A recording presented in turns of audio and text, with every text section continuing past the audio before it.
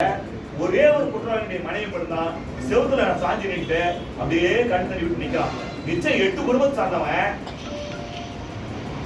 பதங்கவே இல்லை, அலட்டிக்காம ஜாலியா சிரிச்சு நிக்கிறாங்க.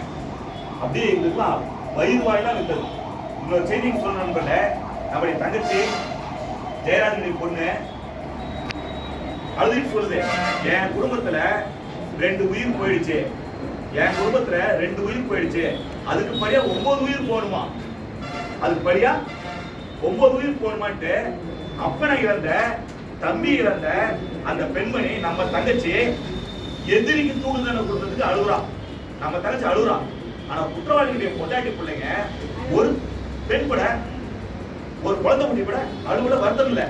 காரணம் என்னன்னா, இந்த அரசாங்கம், இந்த காவல்துறை, இந்த நிர்வாகம் இந்த குற்றவாளிகளுக்கு ஒவ்வொரு மாசமும் 31ஆம் தேதி முக்கால் சம்பளத்தை கொடுத்திருந்தாங்க, சம்பளம் கொடுத்திருந்தாங்க, காவல்துறை மரியாதை கொடுத்திருந்தாங்க, பதவியில வச்சிருந்தாங்க. நாம் ஒரு விஷயத்தை யோசிச்சோம், இதுதான் இந்த குற்றவாளிகள் திமிராகிறது காரணம். இந்த அரசு ஊழியர்கள், இந்த அரசு நிர்வாகம், இந்த அதிகாரிகள் இவ்வளவு திமிராகிறது காரணம். என்ன தப்புனாலும் இந்த அரசாங்கம் சம்பளம் தரும், இந்த நிர்வாகம் சம்பளம் தரும். செத்து போயிட்டா தேசிய கொடி போத்தி துப்பாக்கி குண்டுகள் மூலங்க மரியாதை கொடுத்து பிள்ளைக்கு கருணை எடுப்புல வேலை கொடுக்கும். சாத்தனூர் சம்பவம் நடந்தது. பால்துறை எஸ்ஐ இறந்து போயிட்டாரு.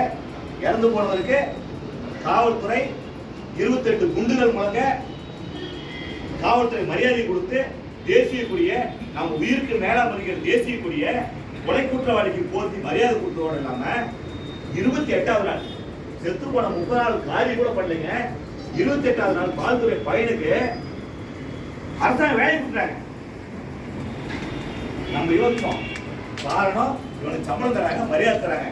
இது நின்னா மட்டும்தான் இனிமேல் ஒரு நாட்டுக்கு நடக்காது, அதிகாரிகளுக்கு திமிர் வராதுன்ட்டு நாம கண்டுபிடிச்சது எங்கன்னு பாத்தீங்கன்னா வாச்சாத்தி கேஸ்.